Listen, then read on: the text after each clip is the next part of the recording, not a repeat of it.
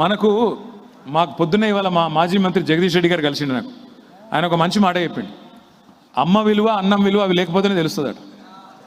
అమ్మ విలువ అన్నం విలువ లేకపోతేనే తెలుస్తుంది, ఎదురుగుంటే అర్థం కాదు.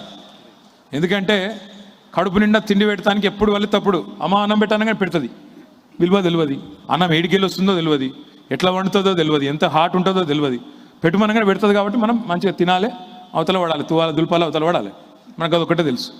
ఎందుకు చెప్తున్నా అంటే 10 ఏళ్ళు కేసీఆర్ ప్రభుత్వంలోకి వచ్చినాడు, తెలంగాణ రాష్ట్రం ఏర్పడినాడు. ఎన్ని అనుమానాలు మన మీద. మీకు సీన్ ఉందా, మీతో అవుతుందా, పెట్టుబడులు కొత్తవి వచ్చుడు కాదు, ఉన్నడే వారిపోతారట కదా, తట్టా బుట్టా చదువుకొని అందరూ అక్కడ చంద్రబాబు నాయుడు గారు ముఖ్యమంత్రి అయిన అందరూ అటే పోతారట కదా, లేదా పక్కకి యువతలు కూడా పోతారట కదా. ఇన్ని మాటలు మాట్లాడారు. హైదరాబాద్ను మీరు నాశనం చేస్తారట కదా, మాట్లాడినా లేదా? మాట్లాడలేదా? ఇష్టం వచ్చినట్టు మాట్లాడింది. మరి నేను అంటున్నా ఈరోజు